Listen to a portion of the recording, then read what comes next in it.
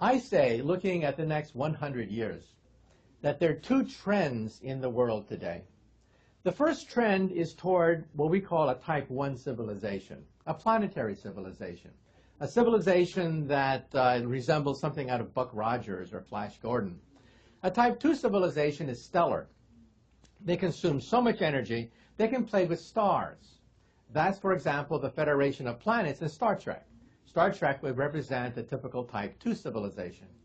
Then we have type 3, which is galactic, like the Borg, or Independence Day, or the Empire of The Empire Strikes Back. That is a type 3 civilization, which is truly galactic. Now, by the time you reach type 2, you are immortal. Nothing known to science can destroy a type 2 civilization. Comets, meteors, earthquakes, even a supernova. A type 2 civilization would be able to survive even a supernova. The danger is the transition between type 0 and type 1. And that's where we are today. We are a type 0 civilization. We get our energy from dead plants, oil, and coal. But if you get a calculator, you can calculate when we will attain type 1 status. The answer is, in about 100 years, we will become planetary. We'll be able to harness all the energy output of the planet Earth. We'll play with the weather, earthquakes, volcanoes, anything planetary we will play with. The danger period is now, because we still have the savagery.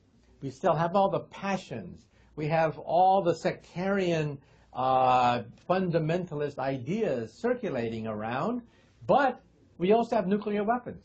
We have chemical, biological weapons capable of wiping out life on Earth. So I see two trends in the world today. The first trend is toward a multicultural, scientific, tolerant society. And everywhere I go, I see aspects of that birth. For example, what is the Internet?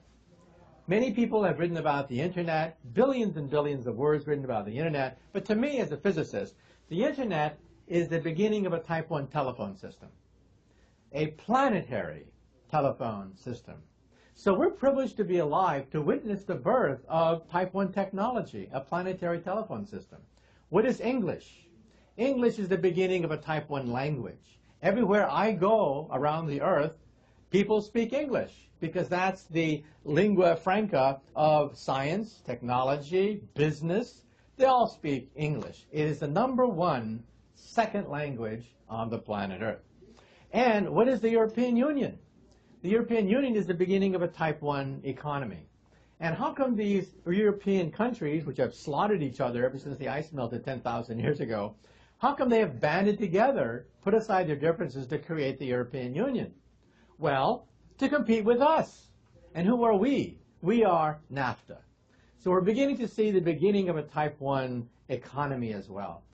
Then we're beginning to see the beginning of a type 1 culture. Everywhere I go, you turn on the radio, and what do you hear? Rock and roll. You hear rap music. You hear youth music. Youth music is now planetary, knows no boundaries around the planet Earth.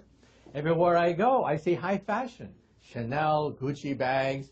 We're witnessing the birth of a planetary fashion. Also sports. Take a look at the Olympics. Take a look at soccer. We're seeing the beginning of a tribal initiation rite called sports being turned into a planetary initiation rite that unifies the entire planet.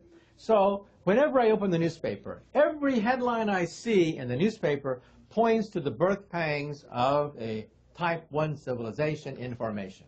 However, every time I open the newspaper, I also see the opposite trend as well. What is terrorism? Terrorism, in some sense, is a reaction against the creation of a type 1 civilization. Now, most terrorists cannot articulate this. They don't even know what the hell I'm talking about. But what they're reacting to is not modernism. What they're reacting to is the fact that we're headed toward a multicultural, tolerant, scientific society. And that's what they don't want. They don't want science. They want a theocracy. They don't want multiculturalism. They want monoculturalism. So instinctively, they don't like the march toward a type 1 civilization. Now, which tendency will win? I don't know. but I hope that we emerge as a type 1 civilization. Now, in outer space, we look for signs of intelligent life in outer space. So far, we find none. Civilizations like type 1 should be commonplace in the galaxy. Some people assume, therefore, that type 0 civilizations are rather common, but only a few of them make it to type 1, because that society, for the first time in its history, has the ability to commit planetary suicide. So maybe that's the reason why we don't see aliens in outer space. Maybe they never made it. Maybe one day when we have starships and visit them, we'll see atmospheres that are irradiated because they had a nuclear war. Atmospheres too hot to sustain life because they had a runaway greenhouse effect. Maybe when we go in outer space, we'll see the corpses of type 1 civilizations that never quite made it. Who knows?